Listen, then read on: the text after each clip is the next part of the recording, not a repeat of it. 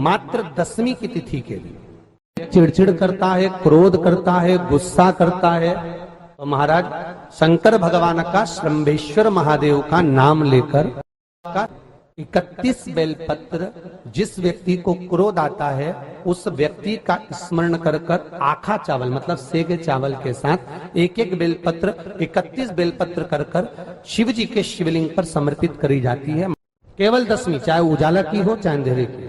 कौन से महादेव का नाम लेना है? श्रंभेश्वर महादेव, शिव जी का एक शमी का पुष्प और एक जल में मिला हुआ दूध, जल में मिला हुआ दूध और एक शमी का पुष्प। थोड़ा ध्यान देना कथा की ओर, बहुत भाव से श्रवण करिएगा। एक जल में मिला हुआ दूध और एक शमी का पुष्प, ये दोनों महामृत्युंजय के जप के लिए, महामृत्युंजय अनुष्ठान के लिए, महामृत्युंजय मंत्र के लिए बड़े प्रबलता का कार्य करते, बड़े प्रबल। ध्यान दीजिएगा, जब आपको लगे कि आपके परिवार में अगर कोई दुखी है, किसी को बहुत कष्ट आ गया, कोई बहुत ज्यादा कर्जे में लदालूम हो गया और उसने विचार करा कि मैं तो मर जाऊं तो अच्छा है या मैं सुसाइड कर लूं तो अच्छा है, अब उनसे निवेदन रहेगा कि मरना मना नहीं, पर थोड़ा प्लान लेट बनाओ मरने का। हम ये नहीं कर रहे कि तुम मत मरो, पर थोड़ा प्लान लेट करो। आज मरने का विचार करा है तो थोड़ा सा 15 दिन रुक जाओ, फिर विचार करना 15 दिन बाद, 20 दिन बाद कि मरूं कि नहीं मरूं। पर एक कार्य जरूर कर कर देखना, रुद्राक्ष की माला से महामृत्युंजय मंत्र का जाप शंकर जी के मंदिर के सम्मुख में नंदीश्वर के पास में बैठकर शिव के सम्मुख को देखते हुए, शंकर के शिवलिंग को देखते हुए, शमी के पुष्प को अपने सामने रखकर एक बार महामृत्युंजय मंत्र का 108 बार जाप कर कर शमी का पुष्प उस पात्र में से, कटोरी में से उठाकर जाप पूरा होने के बाद शंकर को समर्पित करो और शंकर को समर्पित कर कर फिर विचार करना 15 दिन, 20 दिन, 1 महीना रुकना कि तुम्हें बाबा ने जो तुमने मांगा वो तुम्हें दिया कि नहीं दिया। उसके बाद विचार करना कि जाऊं कि ना।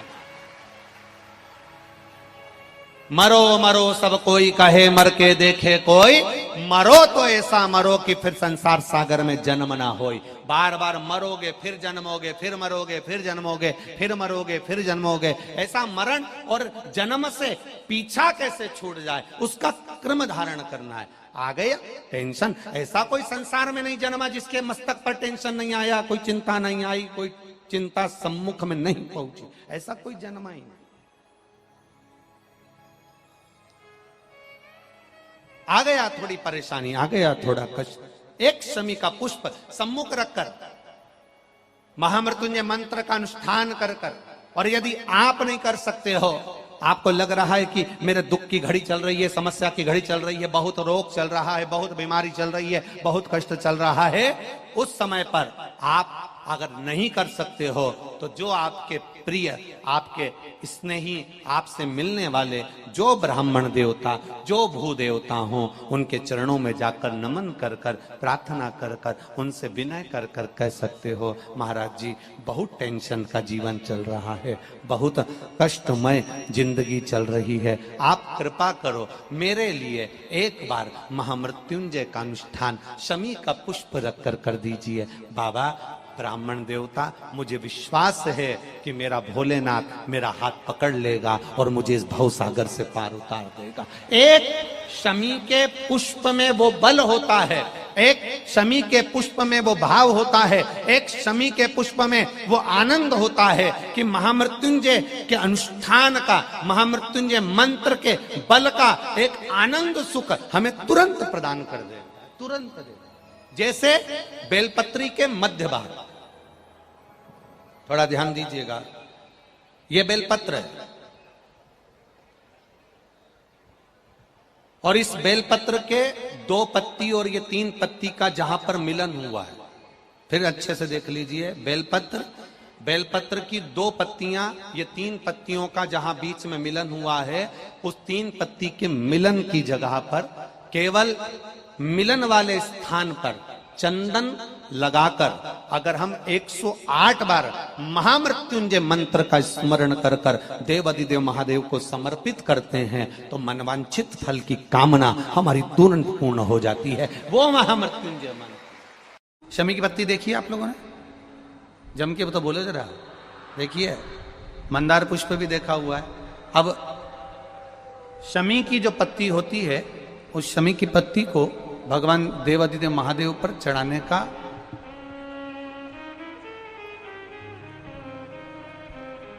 शमी की पत्ती जो होती है,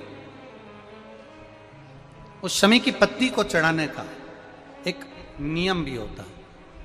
थोड़ा सावधानी से सुनना इस नियम को, जो आपके जीवन को सार्थक बना सकता है। शमी की पत्ती को चढ़ाने का एक नियम है, बड़ा सुंदर नियम, आपके जीवन में उतारने लायक। महाराज, जब सारा श्रृंगार मेरे देवाधिदेव महादेव का हो जाए, बहुत ध्यान से सुनना, ये प्रसंग आया नहीं पहले, आज अगर कुबेरेश्वर बाबा की पावन धरा पर यह प्रसंग निकला है तो उसको ध्यान से सुनिए, भाव से सुनिए। पत्ती, शमी की जो पत्ती होती है, उस शमी की पत्ती को कब, कैसे और कहां चढ़ाना चाहिए, और शमी की पत्ती का फल क्या होता है, वो भी अपन समझ लें उसको। शमी की पत्ती, संपूर्ण स्नान भगवान का हो जाए, संपूर्ण स्नान, आप समझे उसको। जैसे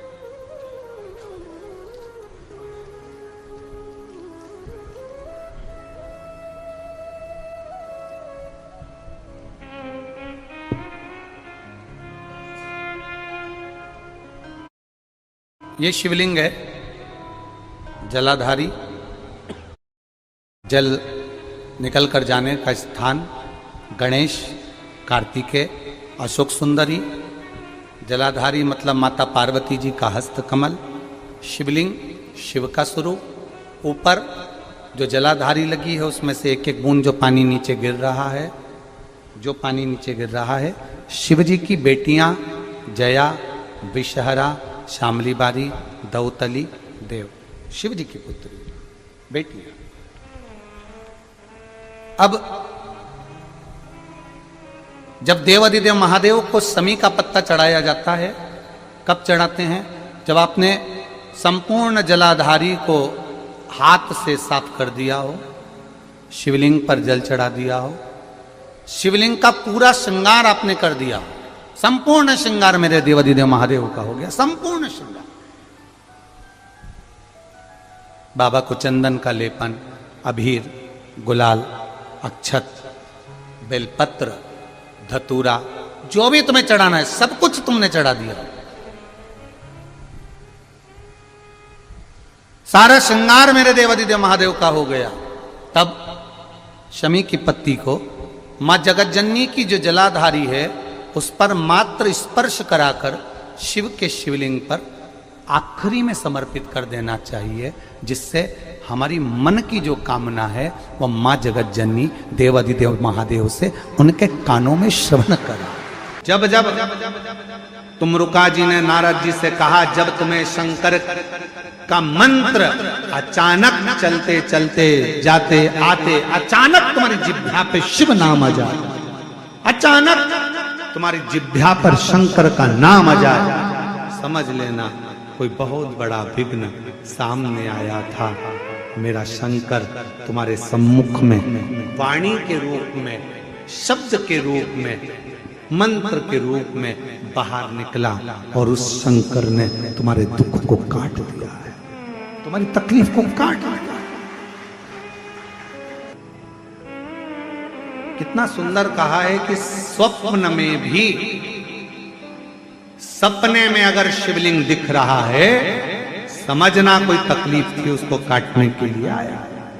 सपने में आप देख रहे हो कि मैं शंकर जी के मंदिर गई और वहां से सांप निकल कर आ गया, कोई बेल खड़ा था, कोई एक सुंदर सी स्त्री निकल रही थी, कोई बच्चा खेल रहा था। मैं जब मंदिर से घर लौट रही थी, मेरे पात्र हाथ में रखा हुआ था जल का, कहीं पूजन की थाली ढूंढ रही थी। स्वप्न में जब पूजन ही और शिव ही नजर आए, सौभाग्यवती स्त्री नजर आए, जब कोई वृषभ नजर आए, मान लो शिव मंदिर के बाहर स्वप्न में भी अगर सर्प भी नजर आए, शिव मंदिर के अंतर्गत पहुंची और एक प्रकाश नजर आ रहा है। स्वप्न में ऐसा लगा कि मंदिर में गई और एकदम उजाला दिखा, समझ लेना कि तुम्हारा दुख कोई बड़ा था।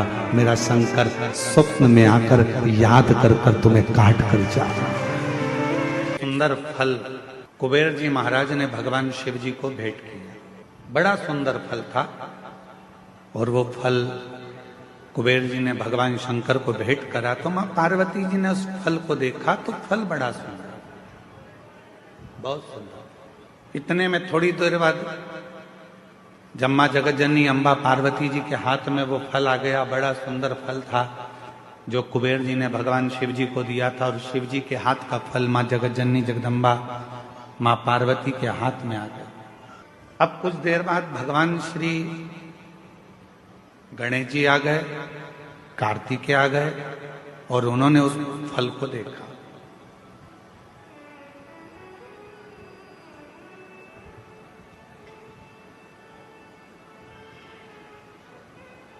अब इतना सुंदर फल था कि कार्तिकेय जी भी देखकर उसकी ओर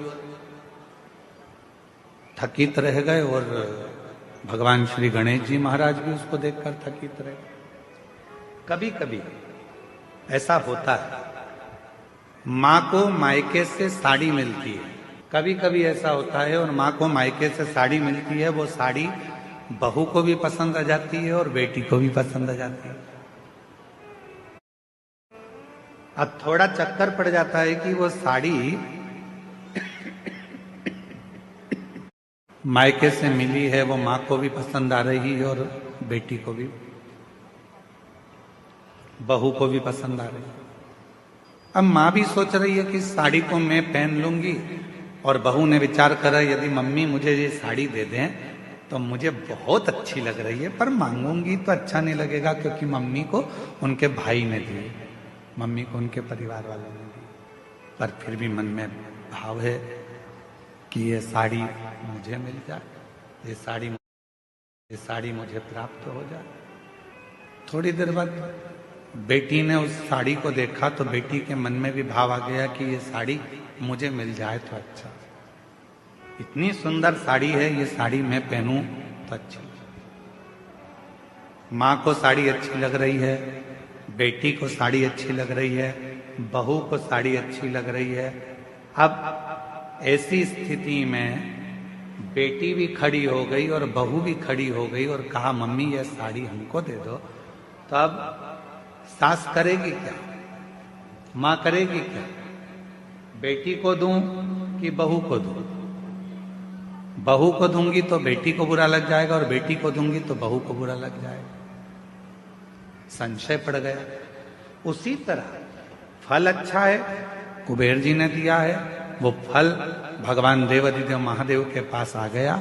भगवान शंकर जी ने वो फल पार्वती जी को दे दिया।